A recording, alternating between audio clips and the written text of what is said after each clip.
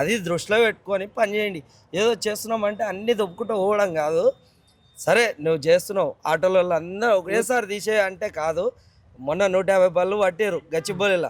వాళ్ళ ఫ్యామిలీ ఎంత సఫర్ అవుతుందో మాకు తెలుసు. అవును, విలేజ్ నుంచి మొన్న ఒక వచ్చిన బండి ఆటోలు మొత్తం అన్ని పట్టేసుకున్నాడు అవును, డిస్ట్రిక్ట్. వాడు ఎన్నేళ్ళు అవుతున్నది ఈడు ఉండి, ఎప్పుడు కొన్నాడు, వాని పరిస్థితి ఏంది, వాని బ్యాక్గ్రౌండ్ ఏంది, వాడు ఏదో బల్చి ఏదో ఇంటికాడ 20 ఎకరాలు ఉండి ఏదో ఆడ ఉన్న గిట్ట వచ్చి ఈడ బతుకుతా లేడు. ఆడ లేకనే గిడ వాడుతున్నాం. ఆడ ఉంటే గిడి దాకా ఎందుకు వస్తాము?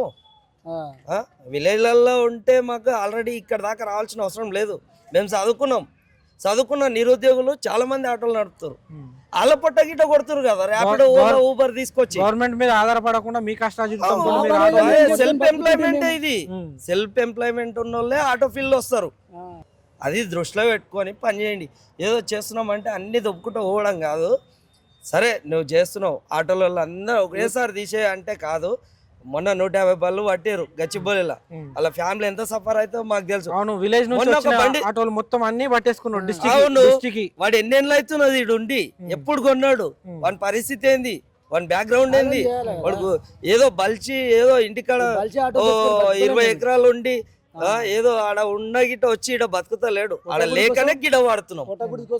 ఆడ ఉంటే గిడి దాకా ఎందుకు వస్తాము? విలేజ్లలో ఉంటే మాకు ఆల్రెడీ ఇక్కడ దాకా రావాల్సిన అవసరం లేదు. మేము చదువుకున్న నిరుద్యోగులు చాలా మంది ఆటోలు నడుపుతారు. వాళ్ళ పొట్ట గిట్ట కొడుతురు కదా ర్యాపిడో, ఓలా, ఊబర్ తీసుకొచ్చి. గవర్నమెంట్ మీద ఆధారపడకుండా మీ కష్టార్జితం సెల్ఫ్ ఎంప్లాయ్మెంట్ ఇది. సెల్ఫ్ ఎంప్లాయ్మెంట్ ఉన్న వాళ్ళే ఆటో ఫీల్డ్ వస్తారు.